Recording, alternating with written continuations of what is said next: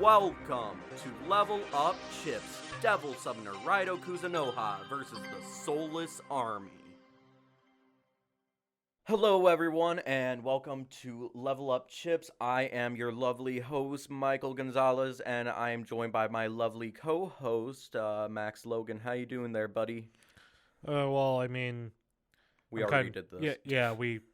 there was a bit of an technical issue, but Yeah. so I'm just a bit sleep deprived. I didn't get a lot of sleep. We watched John Wick Chapter 3 just a little bit at the laundromat. Yeah. We went to a laundromat because our dryer is being whack. It sounds like a dog whistle anytime we put Use anything it. in there. Yeah. It sucks. But hey, good dryer's only $3 now, so Yeah, so I'd rather have that. It's kind of good having I don't know. It's a nice place. Yeah, I will it is. admit it's actually a pretty cool place. But yeah, what were you doing I was I was at the laundromat with you, but I also afterwards? Afterwards, we got some good rallies, and I was playing Smash Bros with my brother Gabe, and I was just getting shredded most of the time because it was a server for him, and since he's in Japan, he had the advantage Mm-hmm. where he had very little lag. With me, who's the person who's just coming in, joining the party, I had the lag, so he tore me up as Sephiroth on the Yoshi or the Super Mario World stage, the one that's like kind of a slope. Yeah, almost. Yoshi's Valley. Yeah, Yoshi's Valley. It was wild because I was playing as Ridley and I was hoping that I could do the side B and take him off the map, but because of how laggy it was, I just took myself out and Sephiroth won. Yeah. Yeah, we were both up late. Yeah. I could say that Mike's more accustomed to that than I am. So. Oh, trust me, I can easily have 5 hours of sleep. I will not like it. I will probably be angry. Cranky, yeah. But that's just me. That's my life. Mm-hmm. But why don't we try getting into the news? Yeah, enough about sleep. Enough about sleep. I could use some, but it's gonna be a little bit of a quick and kind of quiet, somber type of deal for us because Lord knows we want to go to bed. Yep. So, getting into the news, this is going to be a very short one, but I think that because of how big the news is, the talk for it is going to be much larger than expected. I'm talking about the Activision Blizzard acquisition that Microsoft did. It was $70 billion. $67 billion. They rounded up. Yeah. We could say about 70 billion. Which is the most anyone's ever paid for a video game business acquisition. And I got to say, Microsoft has been going wild with the acquisitions lately, especially with Bethesda. They just got that. Bethesda. Yep. They got a lot of the American studios lately. And I think that, honestly, I think that this is a good move. I know a lot of people are like, oh, God, they're going to have to worry about, Activision, Blizzard's, crap. Reputation that's been going on, the lawsuits. And I say, thank God Microsoft is taking over because it was just going to keep going down. And it was, Activision and Blizzard, they do a lot of work in the video game industry, whether it's good or not. And it is up to interpretation. It's up to interpretation. They have Candy Crush, they have Diablo, Overwatch. Yeah, right. Yeah, they got King as well. Call of Duty, yeah, they got King. Acquisition. So, with Microsoft having all that, I think they have a pretty good upper hand at the moment. But what are your thoughts? I don't know.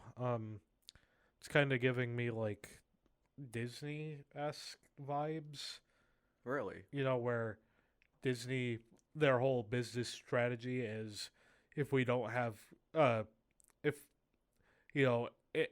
there's no competition, if you just buy it all. Yeah. where like they're trying to become like a multimedia like monopoly. I don't know. Probably Microsoft probably isn't going for that, I but don't think they are. it's kind of weird that like what was it a few months ago? Uh, Phil Spencer said that they were going to completely reevaluate their relationship with Activision Blizzard. Which meant buying Yeah, them. yeah, buying them at the lowest price. Which, it was a smart move, Yeah, honestly. that smart move. Just I don't know about like how it's gonna end up. I have a lot of high hopes just because Phil Spencer, with Bobby Kotick getting out of Activision Blizzard as the president as soon as, all the deals are done, which should be like end of fiscal year for 2023. Yep. He's going to be out of the Picture. And I'm really excited because with that, Phil Spencer, he seems to be one of those guys that's very inclusive, very into talks of diversity, accessibility for games, and making sure that everybody's able to have fun. Yep. With how things were behind the scenes with Activision Blizzard being absolutely toxic, and we have no idea if Microsoft is the same way, but at the moment they seem transparent enough to say, hey, maybe they could actually give Activision a brighter future. It already seems like that because Phil Spencer has already talked about how a lot of the studios that made like Crash and Spyro, some of those like remasters, Toys for Bob. Yeah, Toys for Bob. Some of those studios, Ravenclaw and all those, that were put they were put into the Call of Duty mines. Yeah, they were put to work making Warzone stuff. And it was honestly really sad because Activision, I don't think there were any other like developers that they really had that weren't working on Warzone or just anything Call of Duty in general. And Phil Spencer has come out to say, hey, I kind of want to look at some of the things that Activision owns, some of the IPs. I want to bring them back. And I think that just means a lot of these developers, a lot of these companies, they're going to finally get out of those mines and be able to do their thing, have creative freedom to make some really fun, great games. I think that this is kind of the renaissance of Xbox. I mean, I think the last time we really had something this good was like 360 or beginning of the Xbox. It was around that time when it was really good, and then the 2010s were really dark, very rough for Microsoft with their president and leader for Xbox gaming. And I think Phil Spencer, is at first I remember looking at him and I was like, oh God, he looks like one of those guys that's like a frat bro almost. Like, oh God, well, who is this guy?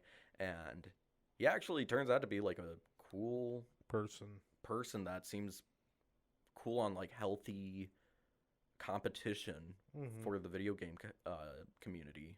Right. I mean, I don't know how much of it is like just, corporate talk, like them trying to put up a friendly face, because obviously game companies, it isn't like, good business wise to be at each other's throats like say Nintendo and Sega were back in the 90s. Was rough. Yeah, but I mean, yeah, he seems like a stand-up person, so he seems much more stand-up than, I guess, some of the earlier times where I feel like right now we're at this point where I'd honestly have to say that like Sony is one of the few companies of the three, Nintendo, Sony, and Microsoft, that is very closed off and like doesn't really want to talk about crossplay, anything like that. I mean, what does they have? They take a larger portion out of digital sales and stuff or server maintenance, and also server maintenance costs if a game has crossplay in it. Yeah. I remember what was it for Monster Hunter World? They paid Capcom to like not talk about the PC version until after the console one's released. Wow. Yeah, it was not good. Well, Very yeah. icky. I was gonna say it's the kind of stuff that at the moment, from what I've been seeing from Microsoft and Nintendo, they haven't really been Like that. super, like kind of, I don't even know how to call it, just exclusionary. They seem very like transparent, very open to just say, hey, this is what we want to do. Mm-hmm. Do what you want with that information. Right. But this is what we want. Mm-hmm. Sony's is much more discreet. But hey, maybe when Diablo 4 releases, I'll actually be able to get it without the moral implications of doing so. Yeah, I guess that's the big thing. I am actually looking at some of the games like Overwatch 2 and Diablo, and I had a full boycott on those games. Mm-hmm. Anything Activision Blizzard, and I was like, I cannot just stand by what they believe in, what they stand for. Or, yeah, what they do behind closed doors. Behind closed doors, there's just something about it where I just said, no, I cannot buy anything of theirs. The most I could ever do is, buy a pre-owned copy. Yeah, so it doesn't go to them. And even then, who knows? I don't know if like the servers like would actually give them money if we use them. Specific. I was thinking about getting like Diablo 2, the remake. Yeah. Since that's not like live service ish, like Diablo 3, I don't think it'd be a problem. Yeah. I've been actually thinking about doing that too. Mm-hmm. That one's I've heard kind of mixed, but anyway, what are your? 2? Well, yeah, Diablo 2 is Diablo 2, right? But speaking of all this stuff about Activision Blizzard, more than likely a lot of the games are going to be exclusive.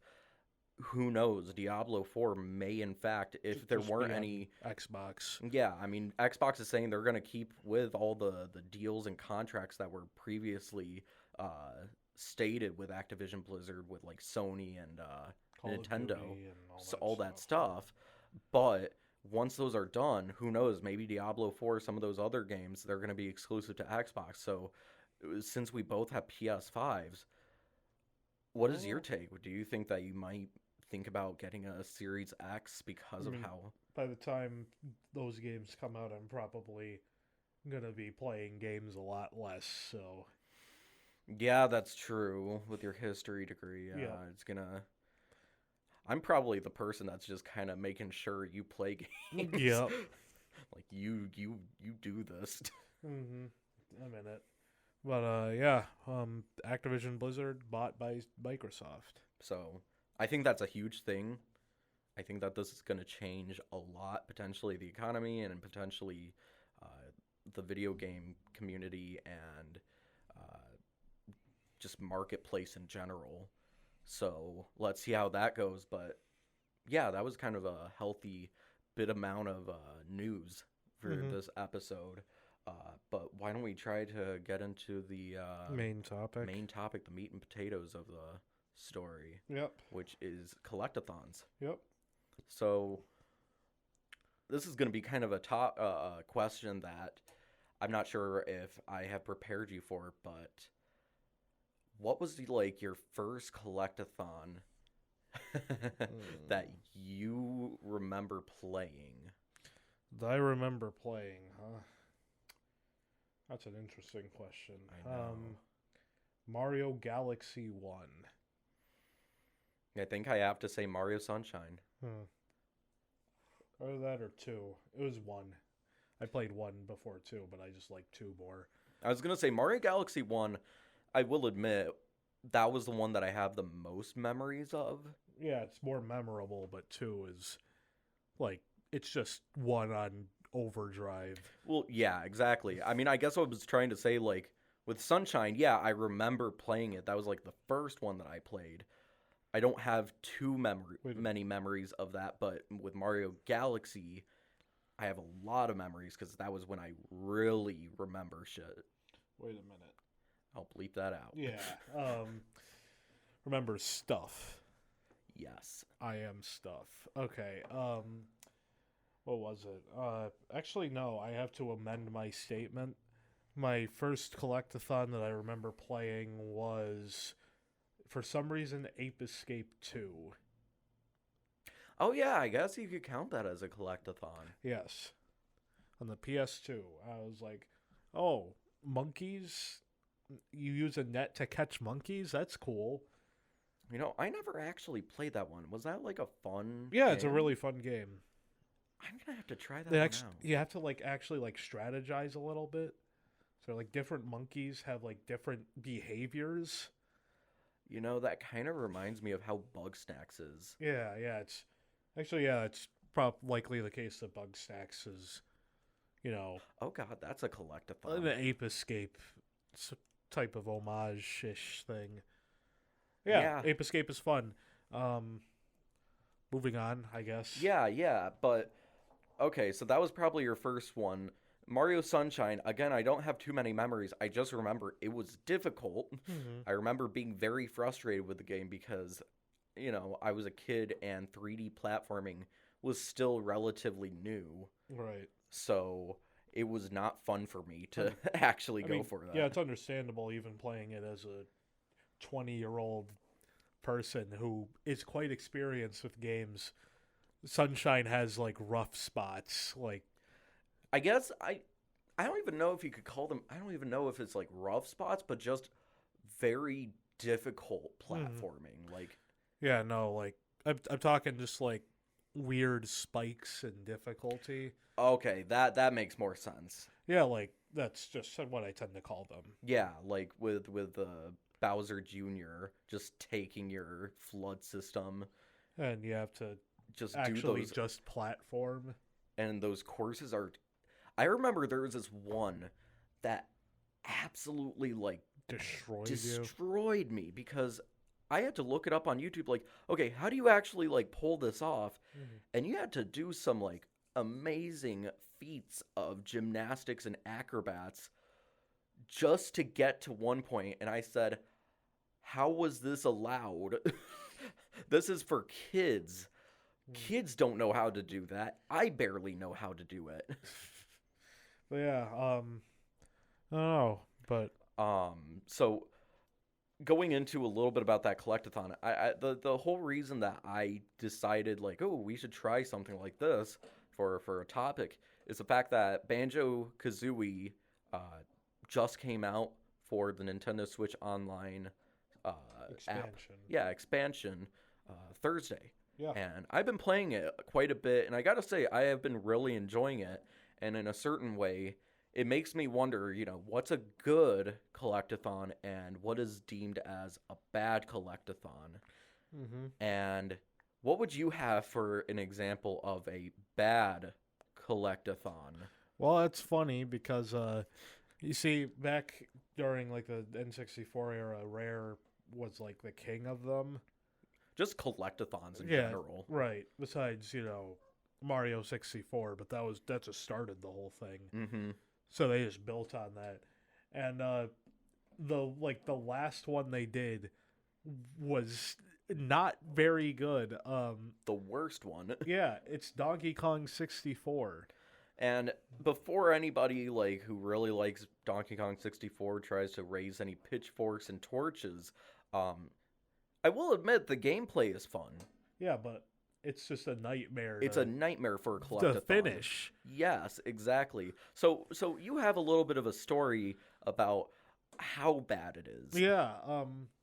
So at one point I was informed of a speed run for Donkey Kong 64. So just to give you some context, platformer speed runs usually run 2 hours at most. If you're completing it, maybe 5. I don't know. 5-6 hours. Right. But there was a guy who did a completion speed run of Donkey Kong 64, DK64.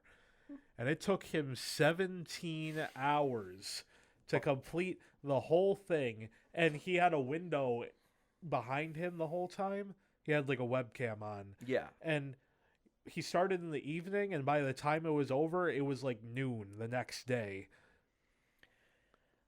So, why is it so difficult to complete it? They just overstuffed the levels with arbitrary, like tedious collectibles, like ones where you can't collect this as Donkey Kong. You have to switch to Chunky Kong first. And it's like, whoops, these coins can only be collected by Diddy Kong. Go back to the character select and stuff like that. It's just super tedious. It's very tedious. It's not a good system. Mm-hmm. And I guess that's one of the things that is kind of one of those bad examples of A collectathon. a collectathon. And I'm trying to think of what we can gather from that. And I guess there's a lot of games. Moderation is key. Moderation and backtracking. Yes, backtracking is a bad idea. Sometimes. Sometimes. I think that's a strange thing because backtracking is like a key thing to make a Metroidvania fantastic. But when you have it in a collectathon and you say, oop, you don't have Diddy Kong yet, you're going to have to get him in to go back here, and it's going to take 10 minutes to get back here to collect this banana. Uh-huh. It's not fun anymore. Yeah, exactly. And for that, it's just kind of arbitrary, but, for a Metroidvania, it's part of the fundamental design. You get the dopamine when you're like, oh yeah, I can do this now. You have that key. You finally have that key to go into this path, and you're like, ooh, that's neat. Mm-hmm. Collectathons, there's very little sense of reward. You have to keep your momentum going, pretty much. You have to keep your sanity going too, because that's another thing about a lot of collectathons, and it makes you wonder how can you get someone to 100% collect everything in a game that has thousands of coins, collectibles, and power-ups. I don't know. I think that the thing that we could go into, easily transition into, is the Mario games. Because I think that Odyssey is one of those that I don't think I've ever seen so many people on social media talk about 100%ing that game so much. Right, yeah, no. Specifically for Odyssey, I mean, the moon system kind of helps that. Where the other 3D Mario games, they have the stars and the shines. And as soon as you get one, you just have to go back to the level select and do another one. Yeah. But with Odyssey, it's so like freeform and open, and the moons are meant to just. I think Nintendo said in as part of the design, it's so that you could be like on transit or something, and you get like just one or two moons, and then you're good. And then you feel like you've accomplished something instead of stopping halfway through and being like, well. And I think that's a big thing that, in a certain way, I can appreciate Mario 64, I can appreciate Sunshine, I can appreciate Galaxy, but in a certain way, when they put you into that level, you get that start, and then you get out of the level, and then you say, all right, well, I got to go into this open world again, the same exact one, except some of the situations, the scenarios are different in there, like maybe there's an extra character. The pacing just kind of kills it for me sometimes. Where, especially with Mario 64, whenever I got a star, I was like, why can't I just stay in the world? And just keep doing things, because I know there's more stars to get. And that's where it's actually kind of fun playing Banjo-Kazooie. It's very addictive, and I'm happy that with Odyssey they decide to take that formula because it's much easier to say, oh, well, I got through this world, I 100%ed it, well, I can go on, move on, it's all done. You just stay in the same place for as long as you need to. Exactly. And in a certain way, I just feel content whenever I'm out of a world like, okay, I did it. That's fun. Right. I don't have that level of frustration of, I just want to play the game. I just want to be where I was and then get another star right in front of me. Right. But yeah, I think it's part of what makes a good collectathon to me, to us, I guess. But I think a game that really blends those two styles together well, like having levels and also the more like quick. It's Sly Cooper. Okay. The first one specifically, as it's more like arcadey, I guess, in a way. I'm down to hear. Right. So in order to progress in Sly 1, you have to collect these treasure keys, which allow you to do certain things in the overworld, and like actually, like I said, progress. Yeah. And what is it? And pretty much every single key has a different, distinct level associated with it. That's actually kind of cool. Yeah, so like one could be platforming. I mean, there are some mini game stages that are kind of frustrating. Kind of the pachinko level of like, oh god. Not like oh god, not like pachinko and Sunshine. Okay. It's not that bad, but it's just like I gotta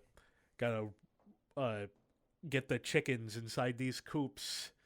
Gotta drive. I gotta do a race in the van. Oh that boy, kind of sucks. Yeah, no.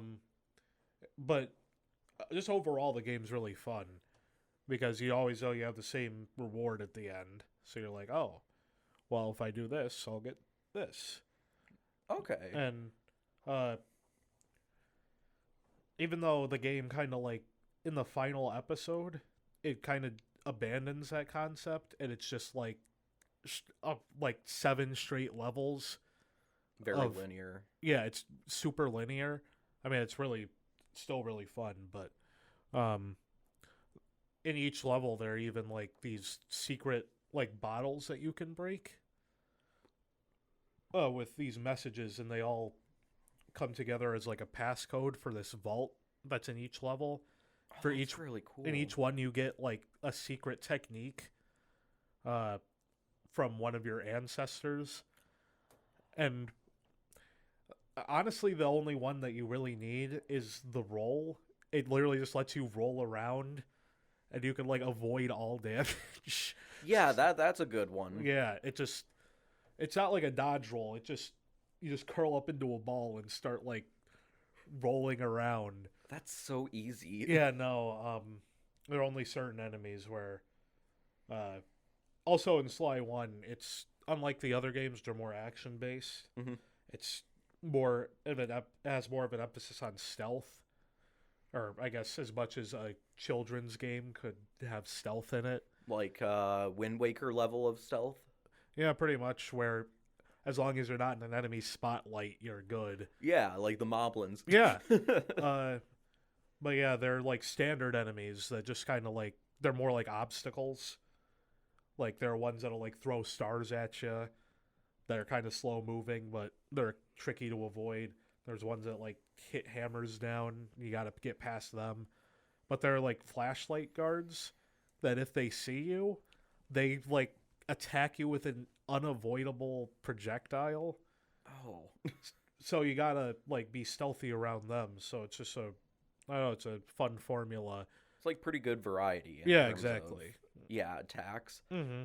You're mostly either trying to avoid or like run away from enemies like that. There are even stages where you're just running from a police officer trying to catch you.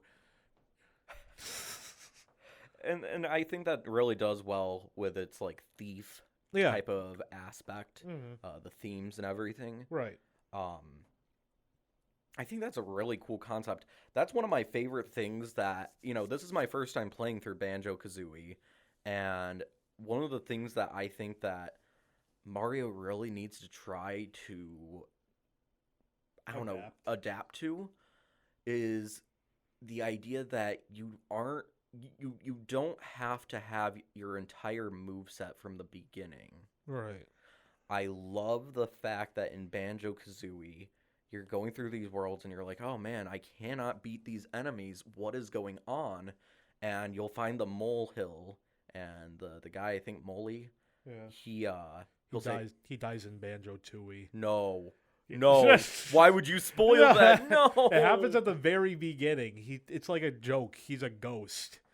No. Anyway, Banjo-Tooie isn't as good though, so I've heard mixed, like whether it's always polar opposites of it's fantastic, it's better, or it's worse. mm, Um, but anyway, I think that the idea of actually getting the extra abilities and being like, oh wow, I can finally shoot the eggs out of Kazooie, or I can fly and then do a dive bomb while flying. It's really fun seeing those and being like, whoa, okay, now I yeah, have this like arsenal now. yeah. I mean, actually, Sly does that too. Yeah, you were talking about that with the Right. Oh, volts. yeah, no, it's there's something where you get like fixed ability progression. Uh, each time you beat a boss, effectively you have to get a bunch of pages back from your family book, which is called the Thievius Raccoonus. Uh, you have like a thief. You're part of a thief clan, and all the villains like took the book and tore it up when you were a kid. So you have to get it back. So for example, the first ability you get is a ninja spire jump, Ooh. which you can use to just like, I mean, of course, in earlier levels they don't have any of the extra abilities Mhm. in mind, but as you keep going, you just feel like cooler because you get more abilities. Like you get a rail slide, and you get, I think I forgot what the third one was. Oh, right, invisibility. You gain the ability to turn invisible. Uh, and the last one was a turret. Oh, that's You learn how to cool. build a turret, and What? you build one on top of your van. And the first level of the final world is a turret section. Okay, that's kind of cool. Yeah, Especially since that's like ancient technology. Here's no, a turret. it was one of the ancestors. He was like from the early 1900s. I think Oh, he was an engineer. I So was thinking it was gonna be like, oh, in 1500 or 1300. somebody built a turret. All right, here's a Gatling gun. There's something about it that would be like hilarious. It's like, oh, ancient martial arts. Mm-hmm.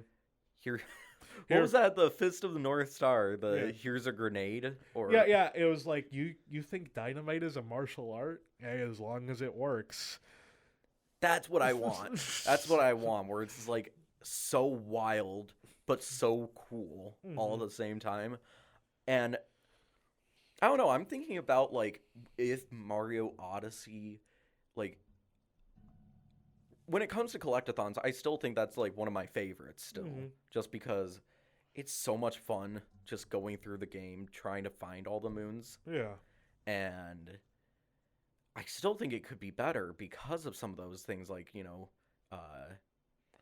progressive ability. Acquisition. But even then, I think that it would be really cool to possibly have like if you get, I don't know, let's say if Odyssey actually had a limited amount of stars. Like, you can get 999 moons. Yeah, you could do that. But let's say they decided, okay, there's going to be a 300 limit. I don't Right. know. Just to keep it, I don't know, Reasonable. I think it'd be really cool if after you get, like, all 300, you get 100% completion, they give you, like, a new move that makes you, like, faster. Mm-hmm. And with those like Luigi Right. balloons that are added on, it'd be kind of neat to actually have almost an advantage in some of those extra add-ons, something like that, where Right. You can collect costumes it's faster. yeah, it's almost like rewarding for even more of the stuff. Right. Yeah. It's an interesting idea. But yeah, collectathons are, I don't know, they're pretty good. They're pretty good. I mean, they had their heyday during the 90s, 90s / like mid 2000s. and then they fizzled out for a while, and they're coming back a little bit. Yeah, it's been coming back quite a bit, especially with like ukulele, excuse me, Mario Odyssey, A Hat in Time, which is very much like I thought you said it was more like Mario Sunshine. Yeah, it's kind of, it depends on the level, honestly. Like, the first world is very, like, I don't know, 64-ish. Okay. And then yeah, the first world is 64. The second one is like Galaxy, where you have fixed objectives. Third one is really weird, but it's cool. And the fourth one is completely open-ended. Like, you can collect whatever you want in whatever order. And, yeah, no, it's a short game, but it's really fun. Yeah, I've been kind of thinking about it. If once I finish Banjo-Kazooie, I might want to try that game. Hat in Time? Hat in Time, I've heard it's good, and I don't know. In a certain way, those are kind of fun to just turn your brain off and just kind of play through, collect it, get that dopamine of like, yeah, I got that. I got that hat. Yeah, exactly. There's even there's a speed hat that all the hats are like completely optional to actually beating the game. Okay. And there's a speed hat. It's like a sprinter. It's like a headband type of thing with a visor. Yeah. And it just makes you run faster. That's what I want. That's what I want in Odyssey. I just want... I think it's just made for speedrunners. Cool. I'll take it. That's actually kind of neat. And I think that's one of the big things that I kind of want more of these collectathons to do. Like, I think that if they look at the speedrunning community, I think that A Hat in Time is kind of neat because they looked at and they're like, all right, these are fun for speedrunners. It also has a speedrun timer in the pause menu. So I say that's how it goes. I think that would be a fun way for Nintendo's to start looking at it. Right. Kind of the same way of how Metroid Dread looked at the Metroidvania community and said, "Oh, you like to speedrun? You like to sequence break? Sequence break, huh? Well, Kraid, why don't you be the punching bag? Why don't one hit? Why doesn't he get to be the punching bag?" So that's kind of what I'm hoping for. I'm really hoping for collectathons to really hone in that idea of you can do it fast, you can do it simple. Like Odyssey, it doesn't have to take up so much time just to have a good amount of fun. Just do what you want and have a good time, but still have like a relatively alright story. So I think that's collectathons. Yeah. We have one final thing, and this is kind of be a little bit more on Max's side because of the random wheel that we chose, the random game of the week.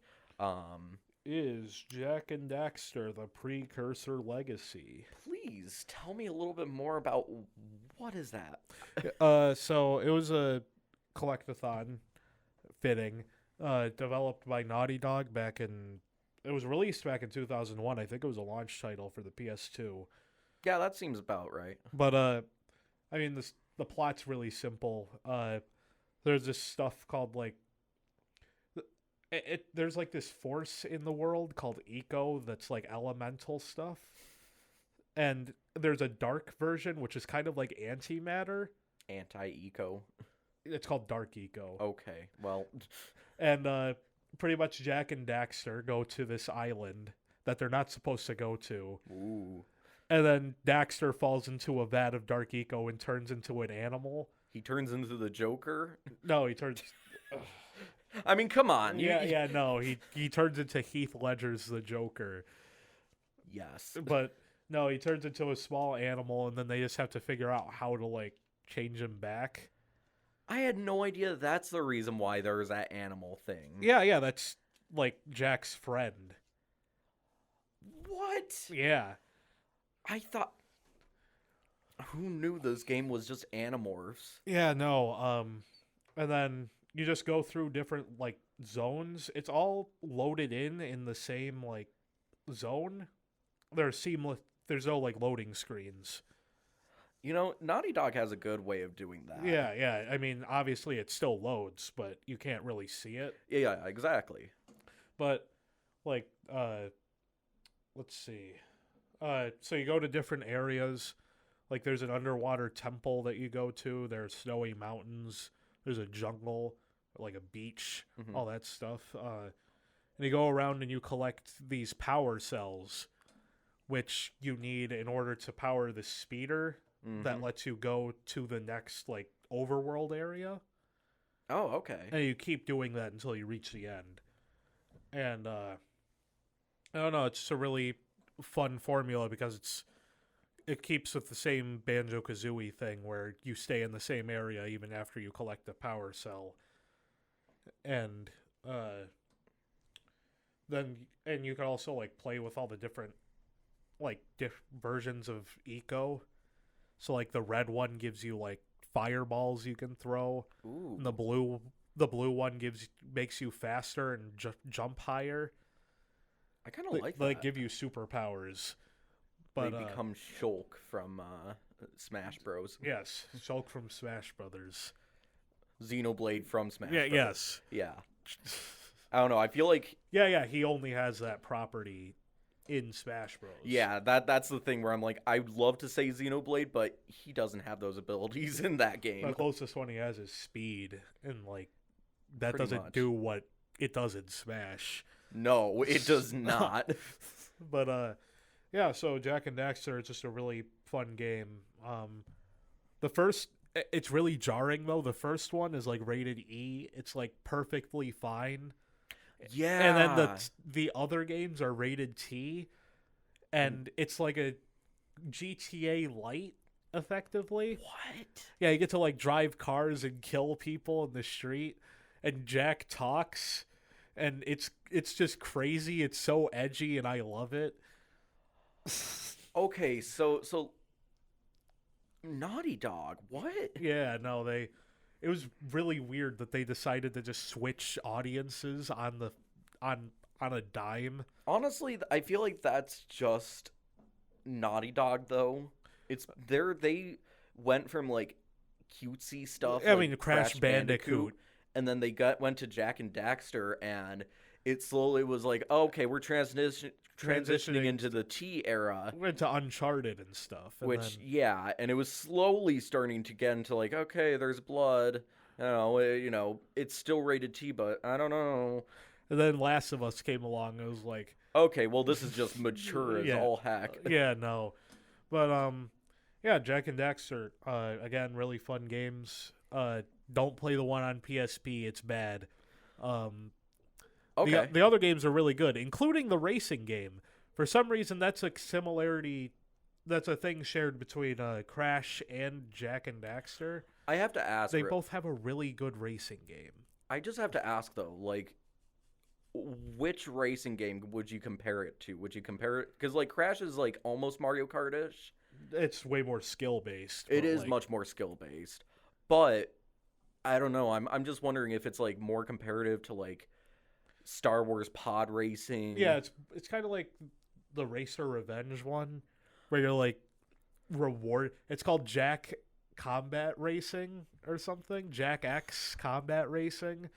So obviously, like, you're rewarded for hitting your opponents. Yeah, that's a podcast or pod racing. Podcast racing. Joe Rogan in a pod racer. No. Yeah, that actually sounds kind of cool, and that's actually. Yeah, they have them on PS4, so. Yeah, which also goes with PS5, so I might want to pick those up later on. Mm-hmm. Maybe see what GTA Lite looks like, because I did not know that's what they were more compared to. Yeah, no, it's. And then the levels are more standard, like. They're more standard levels than the original. See, whenever I saw the rated T, I was like, oh, they just have, like, darker themes and, like, maybe more guns. I don't know. And maybe, I mean, they do have guns. Little language here and there. Oh, yeah, they do have a little language. So I was like, oh, it's whatever. GTA Lite, though, I swear, It's really just, it's Diet GTA. It's with a capital D. Diet. Mm-hmm. You can't, like, do any, like, you could just, like, hijack people's cars and kill them, and that's about it. Wow, but still, that is, like, something I had no idea about. So, yeah. All right, I guess I'm gonna have to check that out. It still has, like, the collectathon type of aspects? Not really. Okay, so we're just talking about the first one, though. Yeah, no, the first one is, like, a collectathon through and through. And, all right, well, I think that's actually a pretty good end for an episode. Mm-hmm. We'll probably be getting the esports stuff next week, but otherwise, for now, Max and I are probably just going to keep talking about things, kind of make it short and sweet, and once we get that going, we'll keep you posted. But in the meantime, this is Level Up Chips talking about all things video games, and we'll see you next week. Yeah, see ya. See ya.